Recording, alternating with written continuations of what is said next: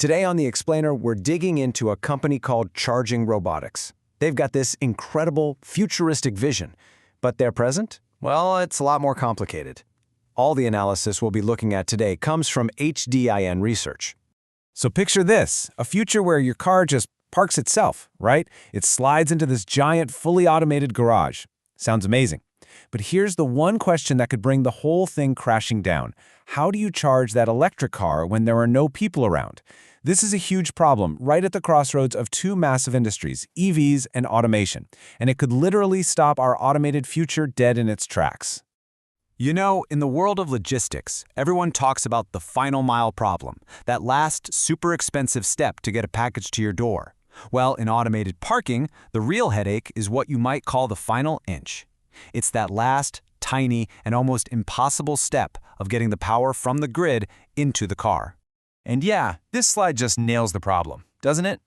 On one hand, you've got traditional charging. It's clunky, cables get damaged, and can you believe it, almost a third of public charging attempts actually fail? Then on the other side, you have the world of automated parking. It's all about precision, robotics, and no humans. These two worlds they don't mix. They're basically speaking different languages. So what's the solution? How do you connect these two worlds? Well, Charging Robotics has a pretty bold idea. What if you just get rid of the cable, the whole thing? Their solution is to take not just the person, but the physical plug itself, completely out of the picture. Okay, so here's how it works in 3 steps. It's designed to be totally seamless. First, the garage's robotics system slides the car onto a charging plate. Then, and this is the cool part, the system automatically lines up its transmitter with a receiver on the car. And just like that, power starts flowing wirelessly. The driver does absolutely nothing. It all just happens. So what's the secret sauce here? It's something called resonance induction. Basically, it's a way to send power wirelessly across an air gap. And it's not a tiny gap either. We're talking up to 40 millimeters. What this means is the car doesn't have to be parked with, laser-like precision. It's forgiving, which is absolutely key for making this work in the real world.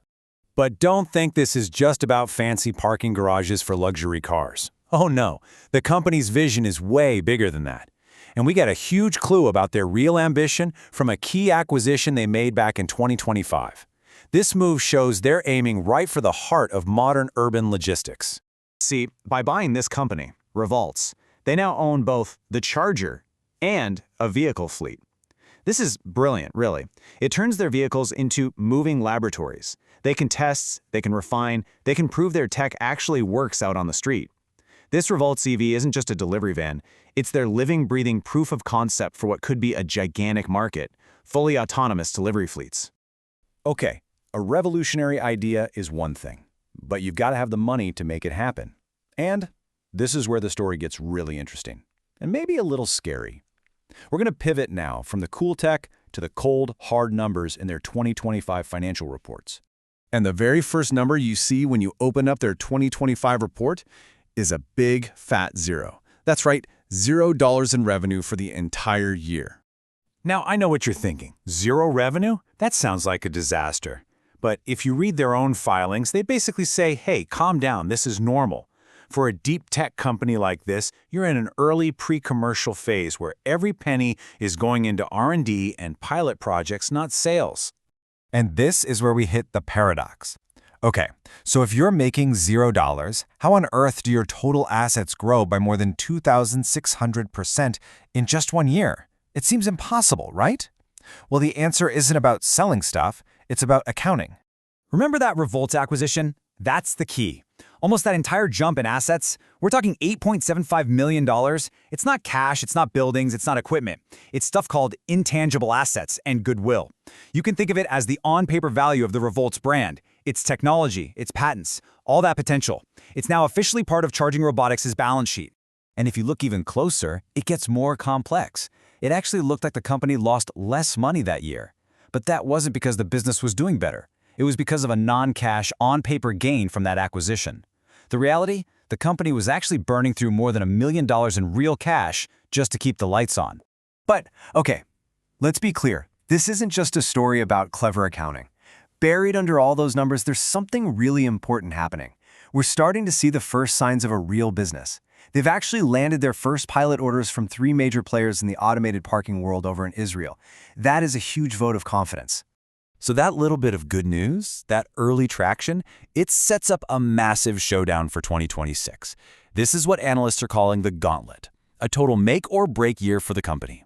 You've got this enormous potential on one side and a very, very loud ticking clock on the other. Let's talk about the prize, because it is absolutely huge. The global market they're going after, it's projected to be worth $68 billion by 2030. I mean, that's just a staggering number. But then you have the other side of the coin, the stark reality. At the end of 2025, after all that, how much cash did they have on hand? Less than $60,000. That is barely enough to pay the bills, let alone fund a technological revolution. Okay, so the story doesn't end there. They did manage to raise $2 million in March of 2026, which is great. It basically resets the countdown clock. But HDIN Research ran the numbers, and at the rate they're spending money, what's called the burn rate, that $2 million only buys them about another 12 months. The clock is ticking again.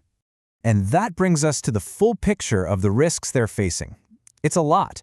Financially, they are walking a tightrope, completely dependent on raising more money. Operationally, their whole supply chain is concentrated and they don't have long-term contracts. Get this, their CEO and CFO are only part-time. And on top of all that, their main operations are in Israel, which comes with its own set of very real geopolitical risks.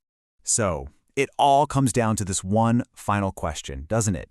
They have the tech, they have a brilliant solution for a real problem that's only going to get bigger.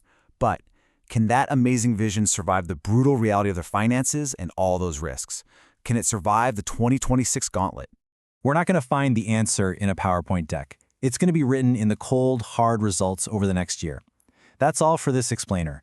The analysis today, by the way, was all provided by HDIN Research.